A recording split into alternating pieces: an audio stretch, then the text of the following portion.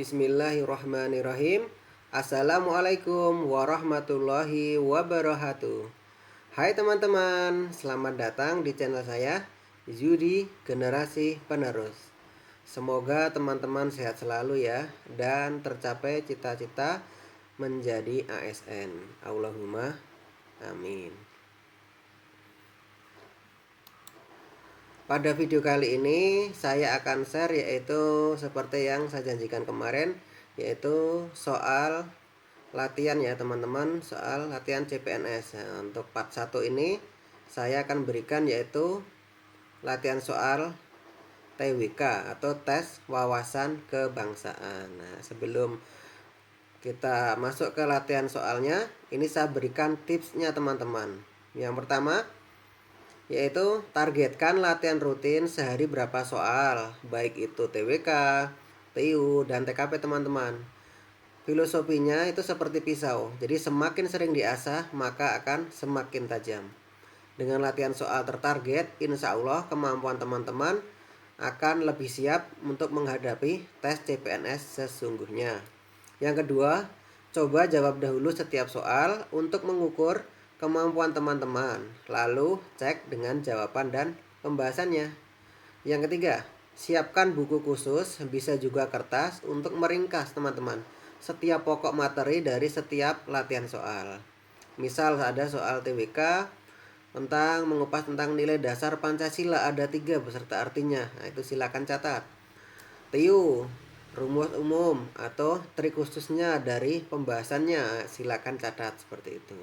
Yang keempat, latihan soal ini ada dalam bentuk PPT ya. Kiranya teman-teman berminat, silakan tulis email di kolom komentar, akan saya kirim via email. Oke teman-teman, ini dia latihan soalnya. Soal nomor 1. Sebagai ideologi terbuka, Pancasila mengandung 3 nilai, yaitu nilai dasar, instrumental, dan praktis. Di bawah ini adalah pernyataan yang tepat dengan nilai instrumental Pancasila. A. Pancasila mengandung 5 nilai utama, yaitu ketuhanan, kemanusiaan, persatuan, kerakyatan, dan keadilan. B. Menjaga ketenangan saat hari raya Natal merupakan wujud perilaku yang sesuai dengan nilai ketuhanan yang Maha Esa. C. Nilai ketuhanan yang Maha Esa yang dijabarkan secara konstitusional dalam pasal 28E dan pasal 29 Undang-Undang Dasar 1945. D. Pelaksanaan pemilihan umum presiden dan wakil presiden secara serentak merupakan nilai kerakyatan. Yang E.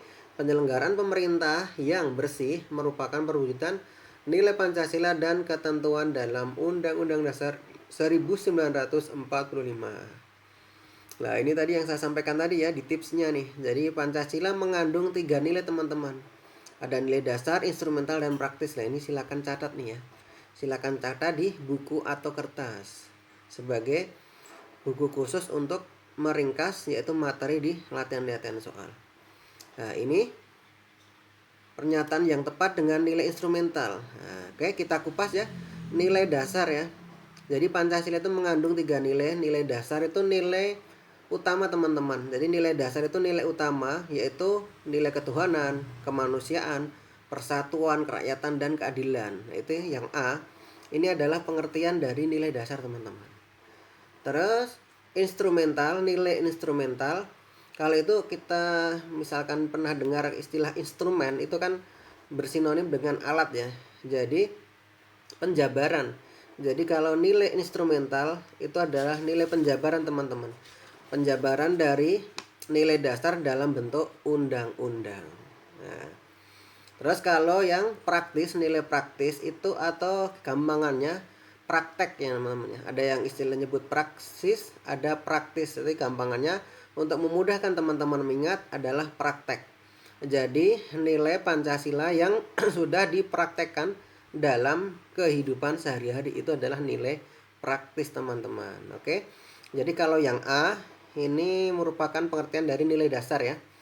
Terus yang B, menjaga ketenangan. Nah, ini adalah wujud praktis ya, wujud praktek di dalam kehidupan sehari-hari. Jadi termasuk nilai praktis. Terus yang C, nilai ketuhanan. Yang Maha Esa yang dijabarkan secara konstitusional dalam pasal. Nah, ini dalam pasal ya, dan menyebut pasal dan undang-undang, berarti jawabannya yang C teman-teman. Jadi instrumental, dijabarkan dalam bentuk undang-undang atau peraturan perundang-undangan. Terus kalau yang D, ini pelaksanaan pemilu, jadi ini adalah wujud nilai praktis juga. Yang E juga ya, penyelenggaraan pemerintah yang bersih, merupakan perwujudan dari nilai Pancasila dan ketentuan dalam Undang-Undang Dasar 1945. Ini juga nilai praktis. Oke, jawabannya yang C ya teman-teman. Nah, ini untuk jawaban dan pembahasan lengkapnya ya. Jadi nilai dasar ya tadi meliputi dari sila pertama sehingga sila ke-5.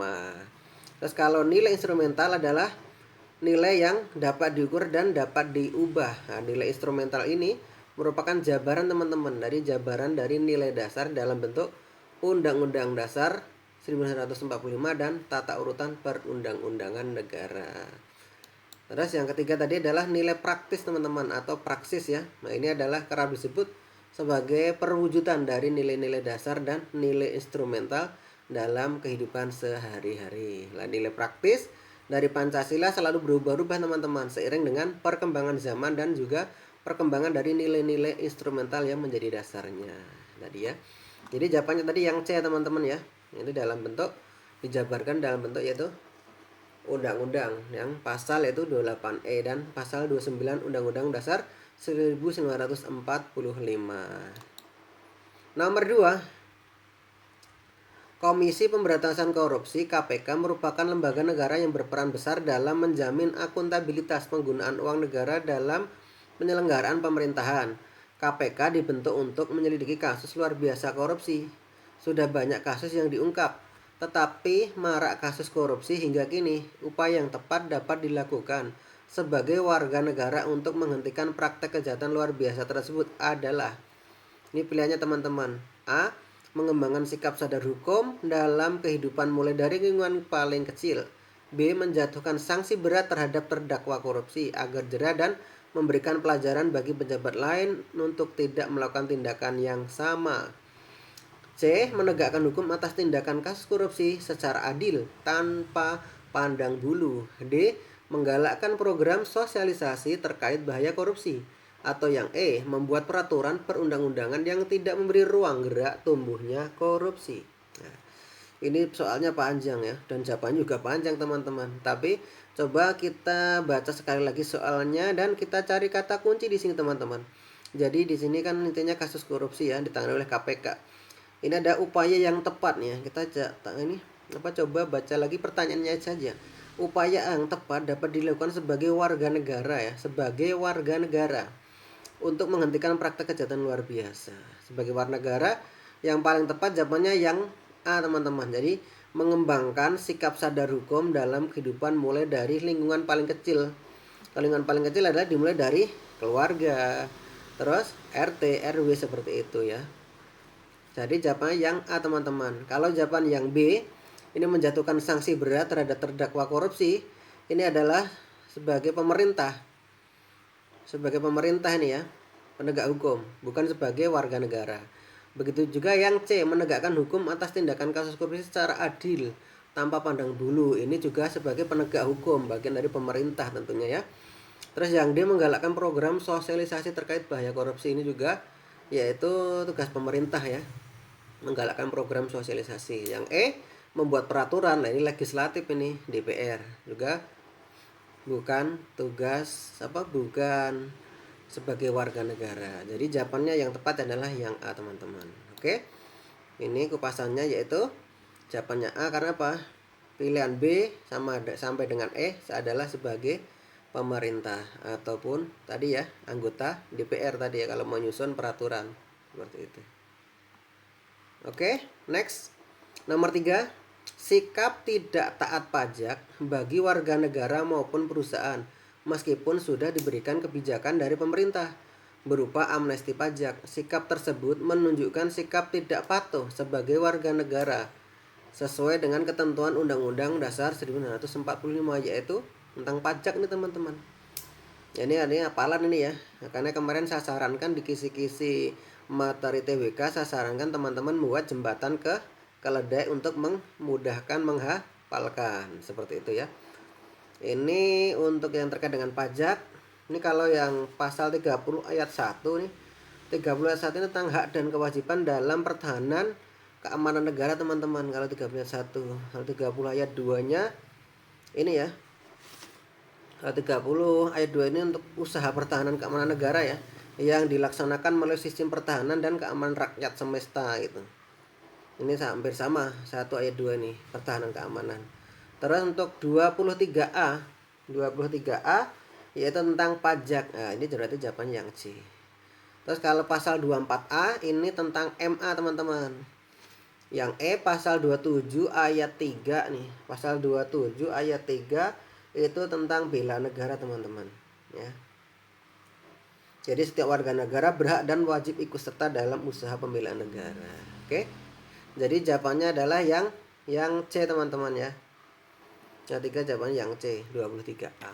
Ini untuk bunyi pasal-pasalnya ya di jawaban dan pembahasan nih.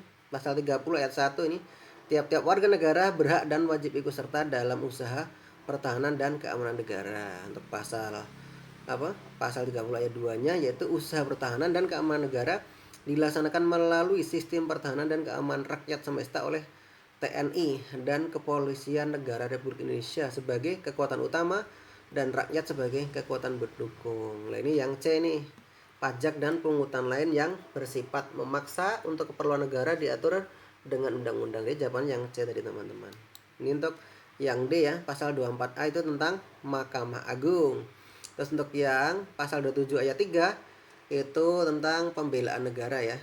Setiap warga negara berhak dan wajib ikut serta dalam usaha pembelaan negara. Oke. Next. Nomor 4. Hak asasi manusia merupakan hak yang melekat pada kehidupan dan keberadaan manusia sebagai makhluk ciptaan Tuhan Yang Maha Esa. Oleh karena itu, HAM dilindungi dan dijunjung tinggi oleh hukum, pemerintah dan seluruh masyarakat untuk penghormatan terhadap harkat dan martabat manusia. Salah satu upaya yang dapat dilakukan sebagai salah satu peran aktif penghormatan dan pengakuan HAM adalah nih.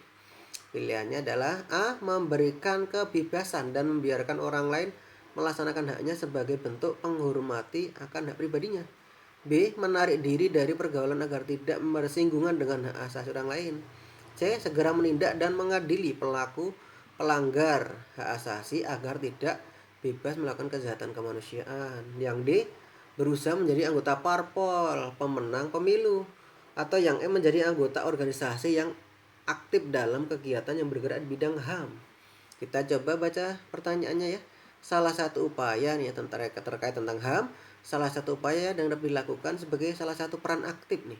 Peran aktif penghormatan dan pengakuan HAM teman-teman. Nah, ini pilihan yang tepat. Ini adalah yang E teman-teman, menjadi anggota organisasi yang aktif dalam kegiatan yang bergerak di bidang HAM teman-teman. Untuk yang A ini memberikan kebebasan dan membiarkan orang lain melaksanakan haknya sebentuk penghormati akan hak pribadinya. Ini kalau kebebasan sebebas-bebasnya tentu kurang tepat. Kalau yang B menarik diri dari pergaulan tentu juga kurang tepat nih ya. Nah, ini kalau segera menindak dan mengadili pelaku pelanggar hak asasi manusia nih ya. Ini tentu bukan tugas kita nih ya. Ini adalah tugas sebagai ini aparat nih ya. Berusaha menjadi anggota parpol pemenang pemilu ini kurang tepat juga. Jadi jawaban yang tepat adalah yang E teman-teman, menjadi anggota organisasi yang aktif dalam kegiatan yang bergerak di bidang HAM teman-teman. Ini kita coba lihat jawaban dan pembahasannya, yaitu tadi jawabannya yang E ya. Wujud peran serta penegakan HAM. Nah, wujud peran serta aktif dalam penegakan HAM adalah salah satunya menjadi anggota organisasi yang aktif dalam kegiatan yang bergerak di bidang HAM teman-teman. Yang kedua, melakukan penelitian, pendidikan, dan sosialisasi tentang HAM. Yang ketiga, bisa mengusulkan ke Komnas HAM dan lembaga HAM lainnya dalam hal perumusan kebijakan yang berkaitan dengan HAM. Seperti itu teman-teman. Jawaban jadi adalah yang E. Oke, next. Nomor 5. Globalisasi merupakan bentuk dinamisasi kehidupan manusia dari suatu bangsa. Dengan adanya globalisasi sangat memungkinkan terjadinya arus pertukaran kebudayaan secara mudah ya. Banyak budaya yang masuk ke Indonesia. Dalam menghadapi hal tersebut, Pancasila nih sebagai filter nilai-nilai ideologi yang dimiliki oleh bangsa Indonesia, berperan penting sebagai A. Panduan hidup bangsa Indonesia dalam memahami bangsa dan negaranya. B. Parameter cocok atau tidaknya suatu budaya asing bisa diadopsi oleh bangsa Indonesia. Atau C. Ideologi bangsa-bangsa di dunia dalam membentuk kehidupan dan tatanan sosial yang lebih baik. D. Nilai dasar bagi tumbuh berkembangnya globalisasi yang lebih baik. E. Nilai falsafah bangsa-bangsa dalam membentuk kebudayaan yang lebih beradab. Nah, kita coba ulang pertanyaannya ya. Kita pahami pertanyaan lagi. Dalam menghadapi hal tersebut nih ya, terkait dengan globalisasi, Pancasila sebagai filter teman-teman. Filter itu adalah saringan ya, penyaring. Nah, dengan penyaring itu nanti kita bisa tahu nih itu baik atau tidaknya ya suatu kebudayaan itu masuk ke Indonesia. Jadi nilai-nilai ideologi yang dimiliki oleh bangsa Indonesia berperan penting sebagai, ini adalah yang paling tepat adalah sebagai filter. Ini ya teman-teman yang B ya, karena sebagai filter yaitu sebagai parameter cocok atau tidaknya suatu budaya asing itu bisa diadopsi atau diterima oleh bangsa Indonesia teman-teman. Jawaban yang tepat adalah yang B. Oke.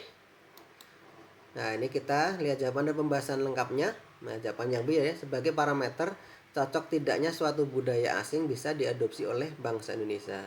Karena Pancasila sebagai ideologi bangsa. Yang kedua, Pancasila adalah sebagai bagian tidak terpisahkan teman-teman ya dari kehidupan sosial masyarakat Indonesia.